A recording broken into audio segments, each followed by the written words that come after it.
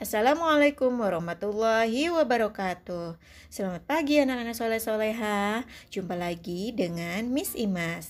Hari ini kita akan bicara tentang tema 3 subtema 2 tugasku sehari-hari. Di dalamnya kita akan bersama-sama belajar tentang kosakata dalam bidang ekonomi. Karena apa? Karena kita masih membahas tentang uang. Nah, setelah itu kalian akan belajar tentang nilai uang, yaitu tentang kesetaraan nilai sekelompok uang. Lalu kalian juga akan belajar tentang menghitung nilai dari sekelompok uang. Jadi menjumlahkan ya.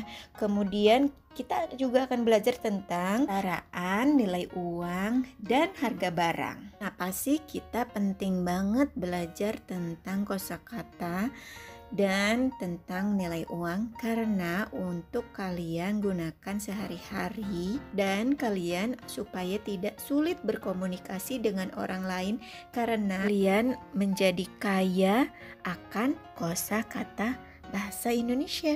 Oke anak-anak, kita baca yuk bacaan berikut. Menabung di sekolah. Siswa dapat menabungkan uangnya di sekolah. Setiap siswa mendapatkan buku tabungan. Uang tabungan siswa tersimpan aman oleh ibu guru di sekolah. Uang tabungan dapat diambil setiap saat. Hari ini Siti menabung di sekolah. Setiap hari Siti mendapat uang saku. Uang tersebut selalu dihemat. Jika ada sisa, uang saku Siti ditabung. Siti ingin menggunakan uang tabungan untuk membeli buku dan tas. Siti adalah siswa yang gemar menabung. Dari bacaan tersebut di atas, ada yang tahu tentang apa? Iya, tentang menabung yang tempatnya di sekolah. Jadi di sekolah kalian bisa menabung juga seperti kalian menabung celengan di rumah sekarang yang sering kalian lakukan setiap harinya. Selanjutnya, coba kalian perhatikan kata demi katanya. Apa kalian menemukan kosakata yang berkaitan dengan ekonomi? Ekonomi itu sesuatu yang berbicara tentang uang dan penggunaannya. Oke, kalian tahu kosakatanya? Ya, di dalam bacaan itu ada kosakata kantin, saku, tabungan, uang, hemat, dan membeli. Coba kalian perhatikan kalimat berikut.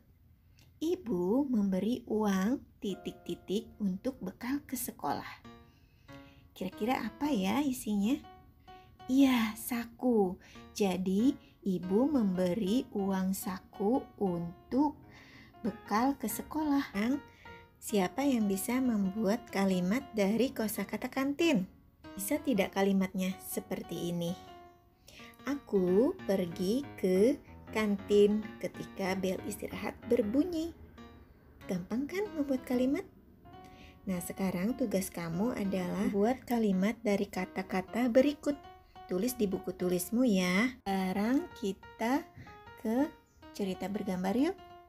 Kenapa sih di dalam sebuah cerita kadang selalu ada gambarnya? Karena gambar itu untuk memperjelas isi dari cerita tersebut.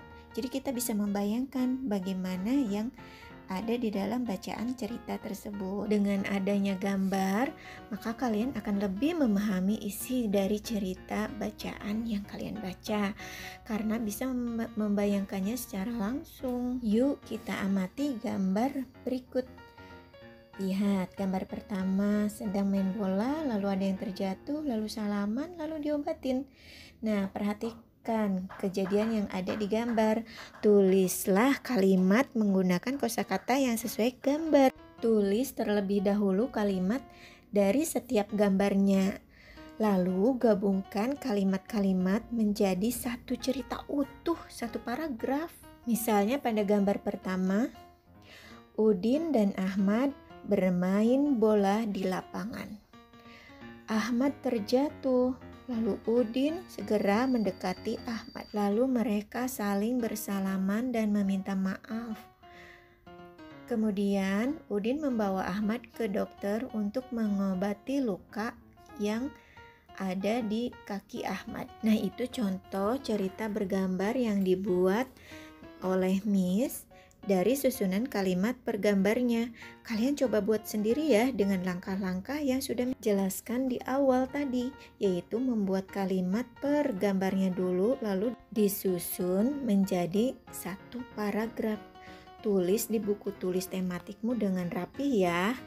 Kemudian kamu setor di e-learning penilaian KI 4 beserta tugas sebelumnya. Jangan lupa perhatikan tanda baca dan huruf kapitalnya. Oke, kita ke matematika yuk.